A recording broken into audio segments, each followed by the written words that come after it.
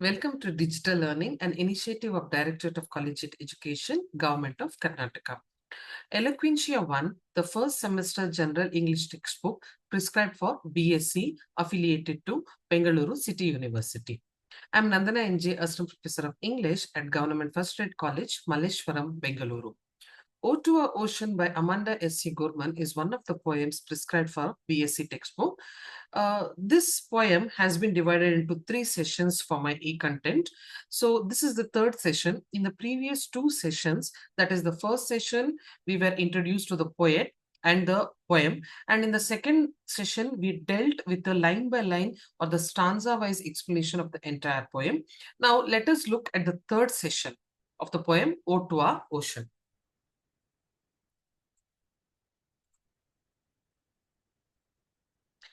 The contents of this session are learning objectives, session outcome, recapitulation of previous knowledge, glossary. Glossary means the meanings of the difficult words that are to be found in the poem, comprehension, the testing questions or in fact the questions that can be expected in the exam, figure of speech. As I had told you in the previous sessions, all the literary devices used in the poem are discussed in detail, and in the end, we also have a recapitulation. Just a second.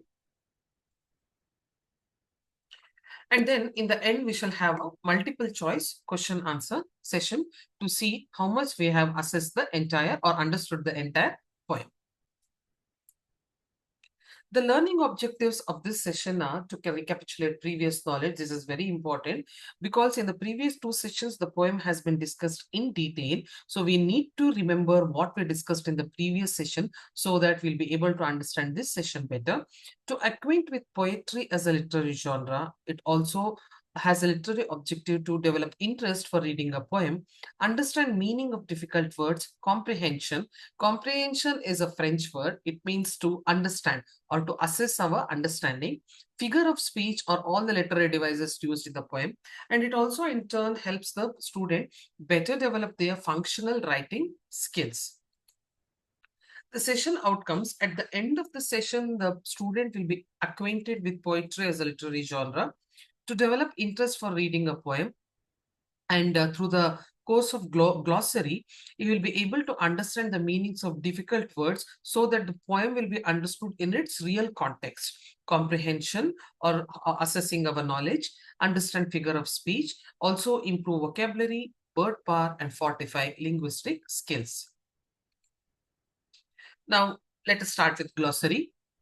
As we have been through the poem, a few words through the course of explanation I've already explained, but still I would like to highlight the words that are deemed to be important from the vocabulary point of view, the meanings of which are also provided here. The first word is converging, to tend or move toward one point or another. This is the word that occurs for how the scientists converge around with their data. That is, they all come together at one point. Teeter. This word is used in one of the stanzas where the turtles are teetering. That is the word used there. Teeter means to move or balance unsteadily, sway back and forth. Coral reefs refer to the massive underwater structures composed of limestone deposited by coral polyps, which are tiny marine organisms. Bruised. Bruised is hurt. So the meaning here being having been crushed or pounded. Pernicious, highly injurious or destructive. In the poem, the entire phrase is pernicious poison. Poison itself is dangerous, and added word adjective pernicious means it is highly injurious or destructive. Bobbing, to make or move something move quickly up and down, especially in water. As I told you, any object that doesn't sink in the water floats in the water. But at times, due to the movement of the water, the thing, if it is a plastic lifesaver, etc., then it will keep bobbing, going up and down in water. That action is known as bobbing. Meadows, it refers to fields with grass and flowers growing in them. This meaning is applicable both on the earth and also beneath the ocean. Like however, wherever we see farmlands or fields with grass and flowers, they are referred to as meadows. Likewise, there are also meadows to be found on the ocean floor. Marine, this is a scientific word. It is relating to or found in the sea. Pathogens, again one more scientific word. Viruses, bacteria and other germs that can cause disease. Atrocities, extremely wicked or cruel acts. Usually atrocities are when one human being commits atrocity on another human being, something which is extremely wicked or cruel act, that is deemed to be an atrocity. But what about the atrocities that humans commit on animals, be it stray dogs or nature for that matter? Next word, misery. Misery refers to a state of great unhappiness or distress. Colossus, a gigantic or imposing figure or thing. Huge, humongous, mega. That's the meaning of the word colossus. Ripples, small waves or undulations on the surface of water created by disturbance. While explaining the poem also had stressed upon the importance of this word ripples, it refers to how a small action of something falling into the river leads to small waves or undulations on the surface of the water, or it is created by some sort of disturbance. Revival, to renew, the act of bringing something back to life or consciousness. Saviors, individuals or entities who rescue or protect something from harm. Now let us look at the questions. After the poem, questions are provided. They are divided into three. The entire unit is noted as comprehension. Comprehension means trying to assess how much of knowledge we have gained through the explanation. So the first main refers to questions which need to be answered in a phrase or a sentence each. The second main refers to questions that need to be answered in one page, while the third main refers to the essay type questions where the answers have to be in more than 2 pages. Now, let us concentrate on the first main. Answer the following in a phrase or a sentence each. Who are some of the people helping the sea in the poem? And the answer is scientists, divers, activists, and everyday citizens are shown as helping the sea. What types of sea creatures are mentioned in a positive light? The answer is whales, turtles, and coral reefs are portrayed positively, symbolizing beauty and life in the ocean. Which two seas are described as suffering in the poem? The answer is the Mediterranean and the Pacific are described as polluted and struggling. The fourth question, what does the poem say about the connection between the ocean and people? The poem emphasizes that humans and the ocean are deeply connected as we rely on it for climate, food, and survival. What is meant by calling the ocean the one ocean? Or why does the poetess refer to the ocean as one ocean? The answer is it means all oceans are interconnected, forming one global system that affects the entire planet. Sixth question, how much of the earth and human body is made up of water according to the poem? This answer is fairly easy because the answer has been reiterated time and again throughout the poem. The answer is the poem states that water makes up 70% of both the earth's surface and the human body. 70% is the answer. What does the poem hope for the future of the ocean? The poem hopes people will unite to protect and restore the ocean, ensuring its health for future generation. So this is asking about how the poem ends or what is the message that we can get to derive at the completion of the poem. The poem Ode to Our Ocean describes the ocean as completely separate from human life and survival. True or false? Definitely it is false because throughout the poem, the poetess has time and again reiterated the same fact that ocean and humanity are interconnected. So the statement here that is provided is false. And the explanation provided is the poem emphasizes that the ocean and humans are deeply connected. Now, let us concentrate on the figures of speech used throughout the poem. The first major figure of speech is metaphor. What is a metaphor? A direct comparison between two unrelated things stating that one thing is another.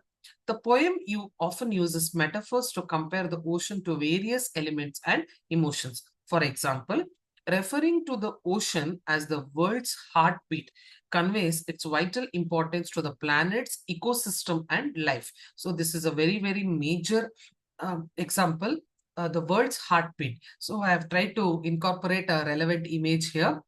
The ocean has a heartbeat and it connects us all. So the metaphor is wherein two things are compared, like how humanity and ocean is compared, and how one thing is, both are two unrelated things, but then how they are related. The next literary device or figure of speech that is used is personification. As I told you, giving human qualities or characteristics to non-human things. That is known as personification. The ocean is frequently personified. It is given human attributes and emotions. In fact, phrases like the ocean whispers secret to the shore.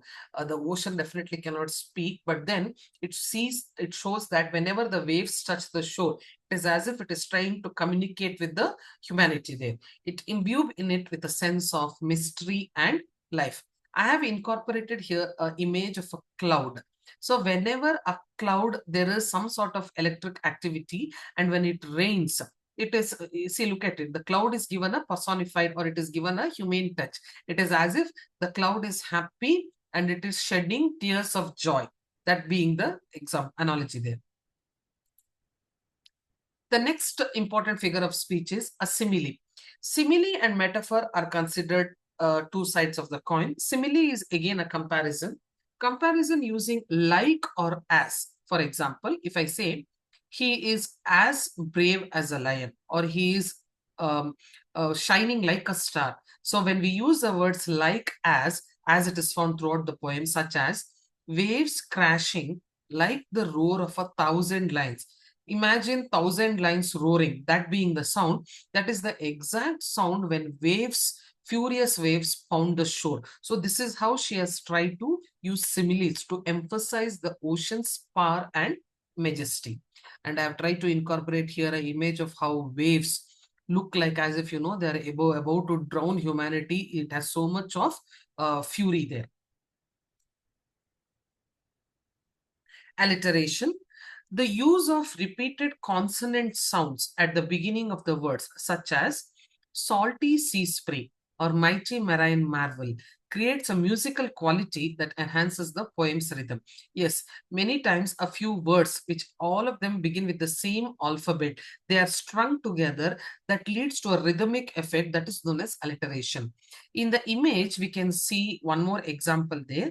The ship sank in the stormy sea. Even as I'm narrating it, you can visualize a ship being sunk in the stormy sea. Imagery. Definitely imagery has a main role to play here. Vivid descriptions appeal to the senses. Definitely a picture is better than 1,000 words. Instead of reading pages together about how ocean needs to be saved, one image can do justice to it. So painting a picture of the ocean's beauty and vastness. Descriptive language about the cloud, color, movement, and the sounds of the ocean draws readers into the scene. In fact, as she is narrating it, as we read the poem, we tend to imagine the sea in all its glory. Sorry. Next, parallelism. The verses use parallel structures to draw a direct comparison between the earth, the human heart, and the human being. Now, observe the image that I've incorporated in this slide. It shows how a human being is similar to an ocean. E2 is made up of 70% water, but inside the water, some sort of life also can be seen. How the ocean is made up of 70% of water and all marine life resides there, likewise with human beings. This repetition emphasizes the shared element of water and highlights the intrinsic connection between them. Anaphora. Anaphora is a rhetorical device where a word or a group of words is repeated at the beginning of successive clauses or sentences. The repetition of 70% at the beginning of each line is a form of anaphora, which creates a rhythmic and emphatic effect. This repetition underscores the significance of water's presence in all three entities. Now observe the image here. Human body water level 70%. In fact, how a person is, we cannot say water completes him, but then 70% of water definitely makes him up. Likewise, the ocean is 70% full of water.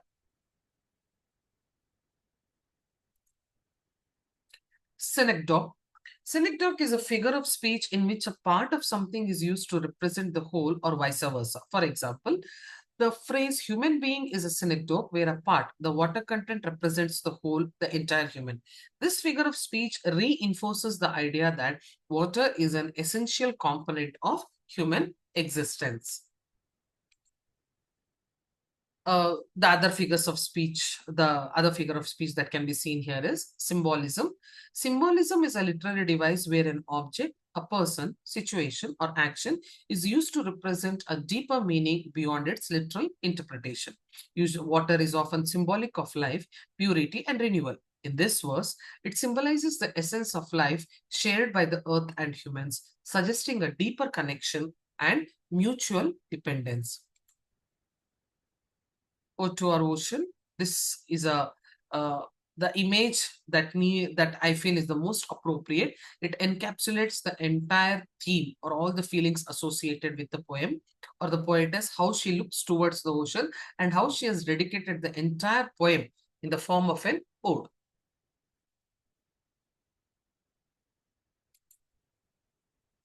Recapitulation of this session. So, in the course of this session, we understood the meaning of difficult words in the form of glossary and also the comprehension or the questions that are provided at the latter part of the poem. And we also dealt in detail with all the figures of speech that are used in the poem.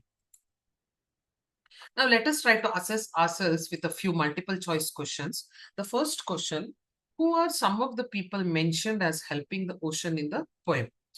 The options provided are tourists and fishermen, scientists, divers and activists, pirates and merchants, painters and poets. Obviously, the answer is answer option B, scientists, divers and activists. I have a suggestion. In the exam, do not write only option B, only the alphabet B. Please spell out the entire option. That is answer B, scientists, divers and activists. Which sea creatures are shown positively in the poem? The options provided are sharks and eels, turtles, whales and coral reefs, crabs and jellyfish, stingrays and octopus. The answer is option B, turtles, whales and coral reefs. The third question, what message does the poem give about the connection between the poem and the humans? The options provided are the ocean is dangerous and should be avoided. Of course not. Humans do not need the ocean. Definitely false. Humans and the ocean are deeply connected. The ocean only affects coastal regions.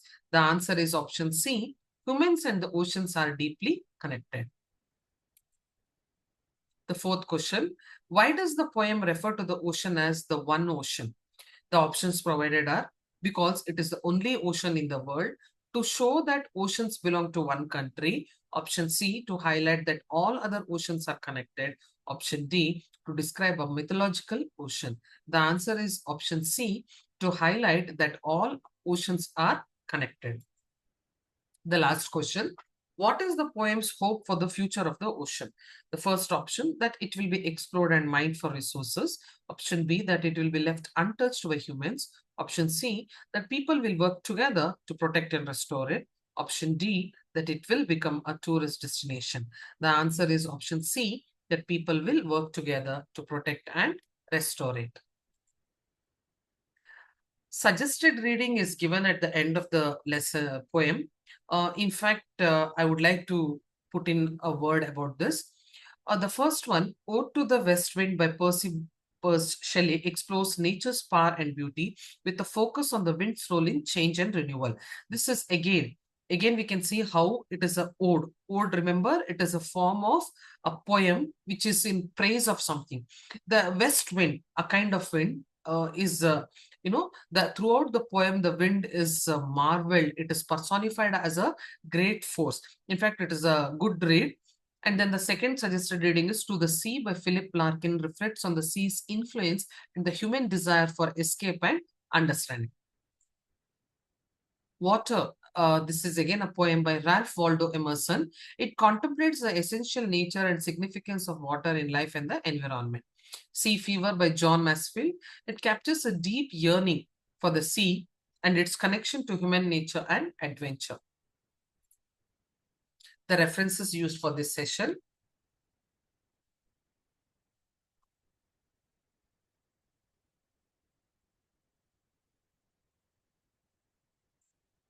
Thank you.